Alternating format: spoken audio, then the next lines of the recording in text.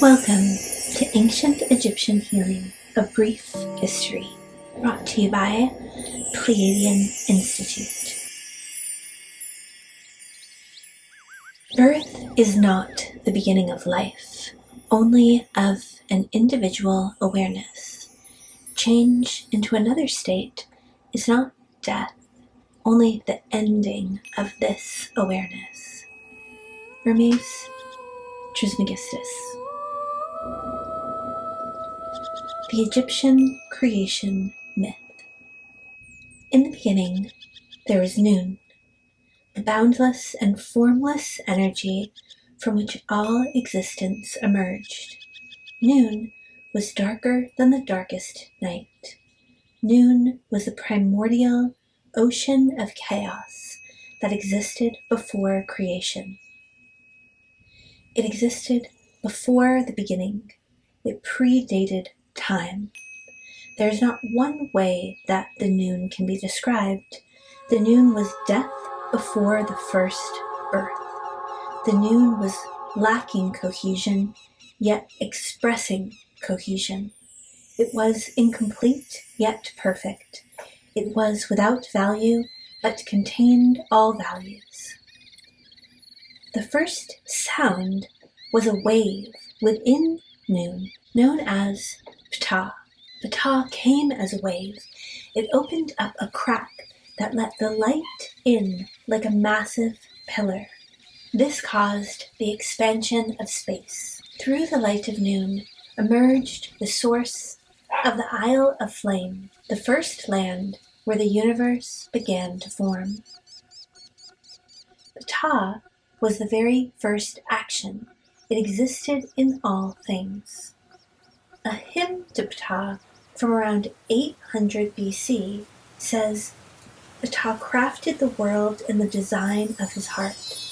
A staff with a combined ink, the symbol of life, and Djed, a column of horizontal lines representing stability. It is best to think of noon, Ptah, and the ink and the Djed as symbols of organic flows of energy that exist in the universe.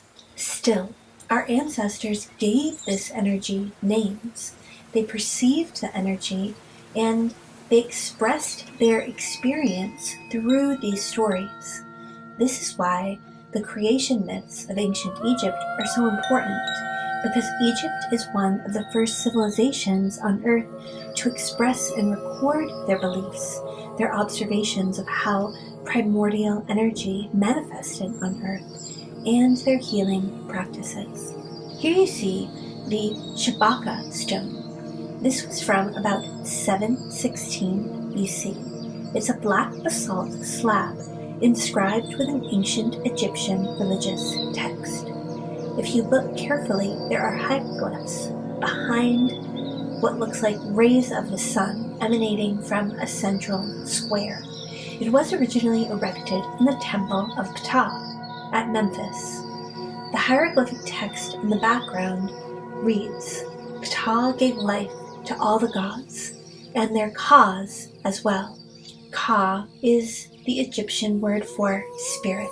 Here we see one of the earliest statues of Ptah. What came from noon through Ptah was an awareness known as wisdom.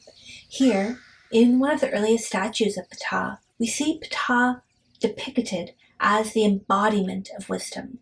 He held the principles of creation, which became greater than the chaos of noon. He brought order. He brought all that was good. Here, he's holding the ink, the symbol of life, and the Djed, the column of horizontal lines representing stability. Ptah is described as having different roles in ancient Egyptian religion. He's known as Ptah, Lord of Truth, Ptah, Lord of Eternity, Ptah, who listens to prayers, Ptah, Master of Ceremonies, Ptah, the double being, Ptah, the beautiful face, Ptah, Master of Justice, Ptah, the God who made himself to be God. As Egypt evolved over time, different dynasties expressed the original creation narrative in different ways. Ptah's act of creation is a foundation upon which Ra's manifestation as the sun god takes place. Ra is frequently depicted as the first god, emerging from the primordial waters, or willed into existence, from which all other gods and beings were subsequently created. There was no syllables or consonants in the hieroglyphic language. Scholars have added R and A in English to help us approximate the pronunciation. We will see Ra written in both ways, here as RE, which is closest to the hieroglyphic understanding of the word, and we also see it as RA, which is closest to the way that we would pronounce it in English. Ra's pillar of brilliant light transformed the noon. All of the darkness vanished. The pillar of light had emerged from within the noon. The noon was uncovered by a blanket of omnipotent, luminescent light. This solid luminescence needed a body and an intelligence, and with that need stepped out of the pillar of luminescence the first form of Ra. Here we see Ra in his first form, descending down into Egypt and shape-shifting into a body. He's often depicted with the head of a hawk and a sun disk above his crown. Ra's voice was the breath of life. It made whatever he spoke change nothing into being. I am Ra. Ra identified himself and claimed his divinity. He spoke to the noon and told it of his divine purpose. With each step that Ra took, he organized the formless matter of noon and morphed it into order. Ra created the dawn, the noon, the setting of the sun, and the night as a means of managing the chaos of noon. He allowed time every day for the light to emerge and time for the noon to exist as it is. Here we see one of the earliest depictions of noon, shown as a goddess of primordial waters, the origin of all life and chaos. Here you see her lifting the bark of the sun god Ra, that is the boat that the goddess is holding up. Ra is represented by both the scarab, the beetle above the boat, and the sun disk. They are rising into the sky at the beginning of time. If we zoom in closer, we see Nut, who is the goddess of the sky. Here she is hanging upside down from above, holding the god Osiris, who is the god of the underworld, who holds the sun disk in place. The scarab beetle is associated with the rising sun and the concept of rebirth. It is often depicted pushing the solar disk across the sky, symbolizing the sun's daily journey. It's important here to remember that Ra is both the scarab and the sun disk. This union represents a solid, eternal union between the soul and the body. Ra created order through action. With each step he took, he created form.